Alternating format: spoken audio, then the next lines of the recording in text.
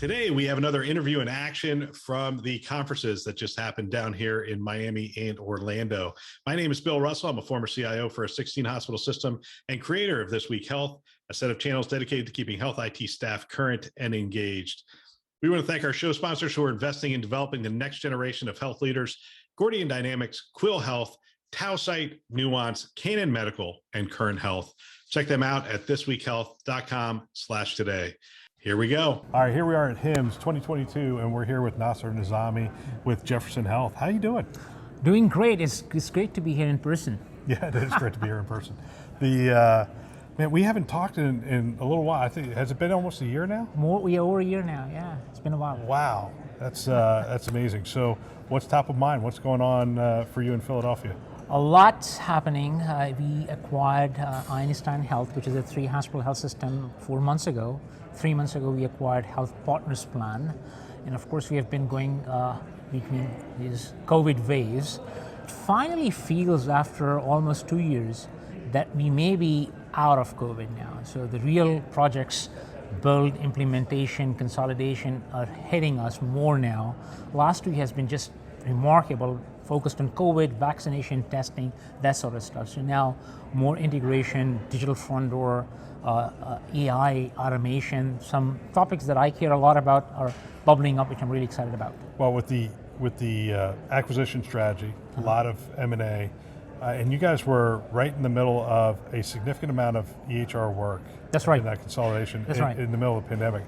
Did all that stuff go off as planned? Better than actually planned. So we went live with our EMR in the March of 21. 5 hospitals, 1,200 beds, all virtual support, mostly virtual support, not 80%. All training was virtual. It's the first time that we have done, one of very few go lives during the pandemic. So we had to invent many things, which was really exciting, but overall the providers were very patient with us. The teams did a phenomenal job. We had some learnings, but overall it went really, really well. No revenue cycle hiccup. Clinically, we are just back onto all the basics, less than a year, so it went really well. On foundation, I assume? Yes, absolutely. So, interesting. Are there things you learned in that you're going to take forward and do things very differently? Yes, so look, virtual training I mentioned. So we are now basically a virtual training first organization, I would say.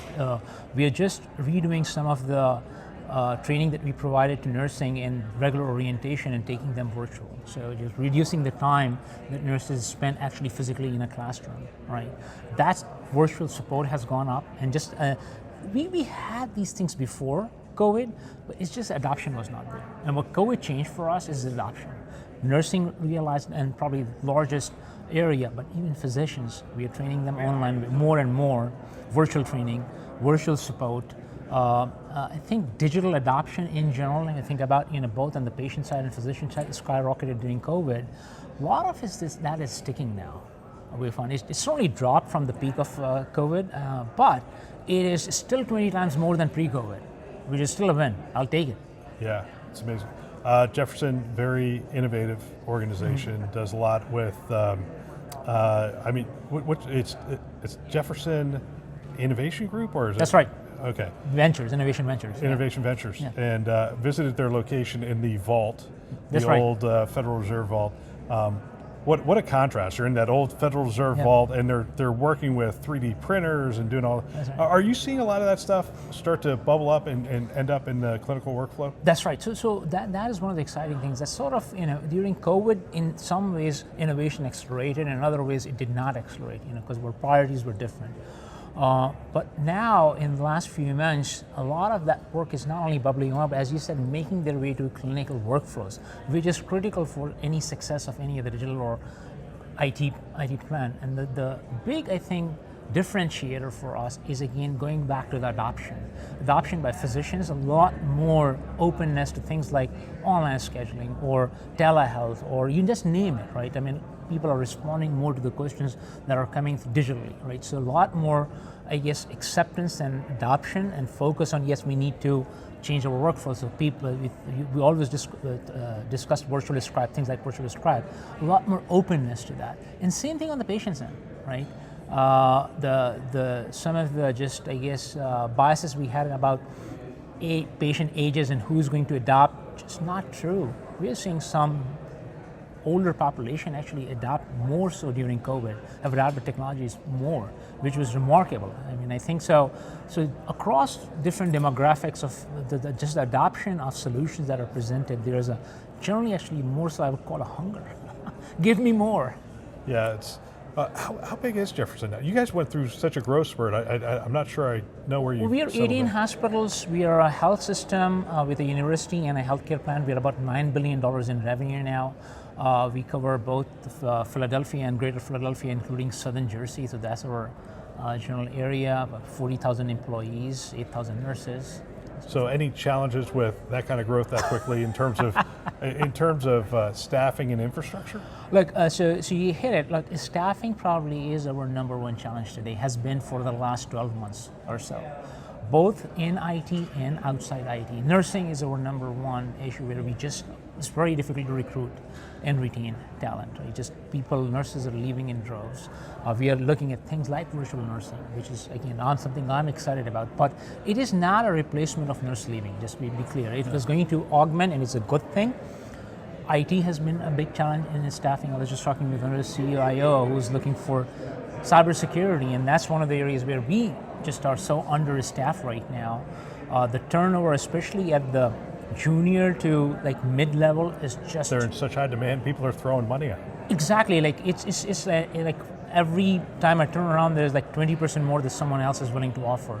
And it's both healthcare and outside healthcare. And IT, we have this unique problem that, that you can go and work in any industry. It does not have to be healthcare. Many of the jobs, finance, retail, etc.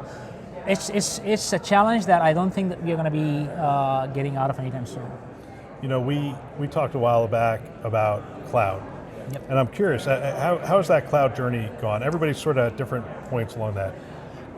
We have been what I would say is we've been using inflection points to move to cloud, right? So when you and Nassar spoke about 3 years ago, since then a number of systems have already moved. Latest one being our data, we moved to Microsoft Azure's data platform, so that's now our data warehouse solution, data lake solution. We just put an RFP out, and the final processes are just saying, hey, how much can we go? One of the lessons learned during COVID was, and this is something we knew and you and I discussed, was take a look, we are so much more agile when we are in the cloud. We can be. And Jefferson being, as you said, an innovative organization, speed matters a lot. Right. For our delivery times right now, our goal is to reduce like simple things like standing up a server from 3 months to less than in 2 weeks. Right. And there are multiple goals that we are trying to achieve with cloud. And so I would say that I think we are going to go from 70% today on-prem to 30% in the cloud to 70-30 in the next 3 years. That's our goal. So I assume you're Office 365? Yes, we are. You are. So Teams during the pandemic probably went... Hit. Zoom, Teams, our learning platform at the university, we were using Canvas, which is a hosted system. Anything that was hosted was not an issue. Right. And I give a lot of credit to our partners who just scale up, whether it's Amazon or Microsoft or someone else. Everyone did a phenomenal job. But scaling up within your own data center, even today with the chip shortages and whatnot. Not easy. Yeah, I'm talking to people and they're like, well, yeah, we got 6 months wait times on certain switches and other Supply things. chain is a big issue. We have orders that are not fulfilled that we placed 6-8 months ago. Wow. Nassar, we could always talk for another half hour, but it's always great to catch up with you. Great catching up with you. Thank you. Another great interview. I want to thank everybody who spent time with us at the conferences. It is phenomenal that you shared your wisdom and your experience with the community, and it is greatly appreciated. We also want to thank our channel sponsors who are investing in our mission to develop the next generation of health leaders: Gordian Dynamics, Quill Health, Tausight, Nuance, Canon Medical, and Current Health. Check them out at thisweekhealth.com/today. Thanks for listening. That's all for now.